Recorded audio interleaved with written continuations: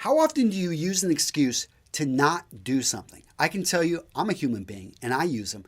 In today's presentation, Ryan Mishler is going to teach you how to crush your excuses. Because gentlemen, if you want to be successful, if you want to do everything you want to do in life, you're gonna run into so many excuses. Not just your excuses, but the excuses of others. But Ryan, in today's presentation, shares with you personal examples of how he had to deal with his own excuses that he kept putting out there. How he became the man he knew that he was. And if you're unfamiliar with Ryan, you're going to be in for a treat. This guy opened up my event, Menfluential, formerly StyleCon. He got up there on stage and the guy just got everyone on the edge of their seat. He knows how to present. He knows how to talk, how to engage. But most importantly, like everyone that gets up on my stage, he made time after he got done for 2 days to be able to talk and engage with everyone there at the event. Let's get into his presentation. I think you're going to enjoy this. I am a liar. That's my confession. The accusation I need to make is that you are probably a liar too.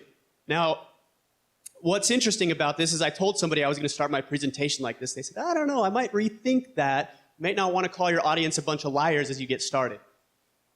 That might not be a great way to start the presentation, but it wouldn't if I was here to blow smoke up your ass. But that's not what I'm here to do.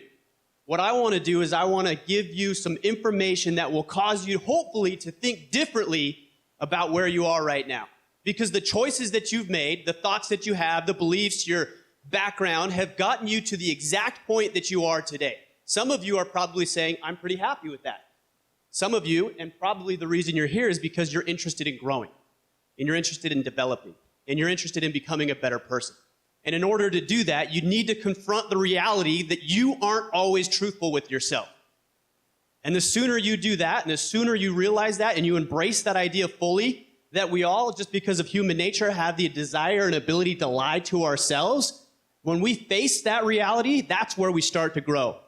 And there's one word in specific that I want to talk with you about today, and that is excuses. Every single one of us in our lives makes excuses. They're difficult to see at times, and I'm going to talk with you about why that is. I'm going to talk with you about what some of those excuses are, and I'm going to talk with you about, hopefully, how we can see those things and overcome the lies and the excuses that we tell ourselves. And when we do, that's when we'll be able to grow. So the first one I want to talk with you about today, and these excuses that I've identified fall into one of three categories. And the first category is our past. How many of you in here have had a rough past in one way or another? How many of you are sitting here knowing that 20, 30, 40, 50 years, however long you've been alive, knew that you were going to be at this point where you are in your life right now? Or have things gone a little bit differently? Of course, we can't plan these things. But here's what happens, and we have a way of sabotaging ourselves because we think that what happened in the past is automatically going to continue to happen in the future. That by default or design or destiny, that we're destined to repeat the past. I'm a financial advisor by trade, and one of the little disclaimers that we need to put when we talk with our clients is past performance does not indicate future results or something like that. I haven't been talking finance for a while, but it's something like that. That's the point that I want to make, is just because you've had a divorce or just because you've had a failed business or a bankruptcy or whatever, because things happen in life, does not mean that you can't succeed moving forward. You know, if we were to look at the past, for example, for me, I grew up in a fatherless home. My dad left when I was 3 years old. He chose drugs and alcohol over my mom, my sister, and myself. When I was 9 years old, I had another man come into my life, a stepfather. He was an alcoholic, not abusive, but never really present, never really there for us. I had another stepfather come into my life when I was 14 years old, and he was verbally and emotionally abusive. And so I never had this great role model, and I was getting into trouble. I was drinking at the age of 12 and 13 years old. I was getting into drugs. One day I actually brought a 12-inch wrench to my middle school because I planned on hitting somebody over the head with it. Thank God I couldn't keep my mouth shut, and somebody found out, and I got expelled from school. Like, how would life be different if I didn't? And so I was going down this path of destruction. I got arrested when I was 16 years old. I was going down this path of destruction. And if you were to look at me now, most people wouldn't know that. Most people wouldn't assume that because I changed. And that's what's so great about being a human being, is that we can change simply because we want to. Not because we have to. It's not this fight or flight response, but because we want to. So you're going to come to this StyleCon, you're going to listen to people over the next 2 days, and you're going to hear some guys that are doing some amazing things, making great money, influencing literally millions of people with the sound of their voice. And you're going to think to yourself, oh, I've never done anything great in the past, just like I did 2 years ago when I reached out to Antonio. I've never done anything great. I've never stood in front of 250 people. What right do I have to do that?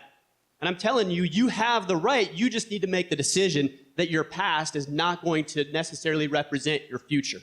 What'd you think, guys? Great presentation, right? Ryan kills it. And that's why I have him open up my Menfluential event, formerly StyleCon, and I would love for you to see him at year 5. Now, to do this, you got to attend the event. So I'm going to link to it down in the description. This February in Atlanta, Georgia. You want to meet me, you want to meet Ryan, you want to meet Aaron Marino, you want to meet Jose Zuniga, Raphael Schneider, Baron over at The Effortless Gen, Andy Snavely over at Primer Magazine, Ryan Masters over at Sparta Strength, AJ over at The Art of Charm. I could keep going on.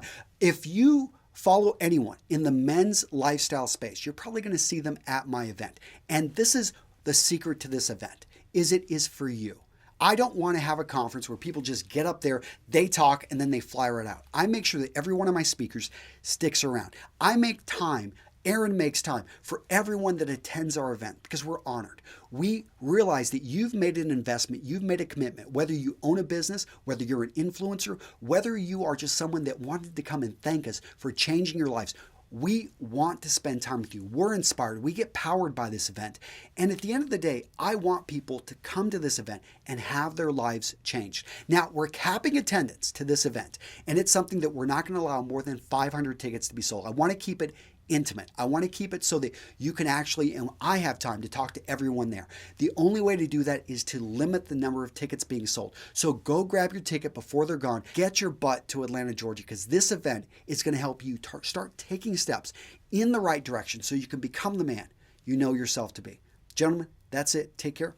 I'll see you in the next video.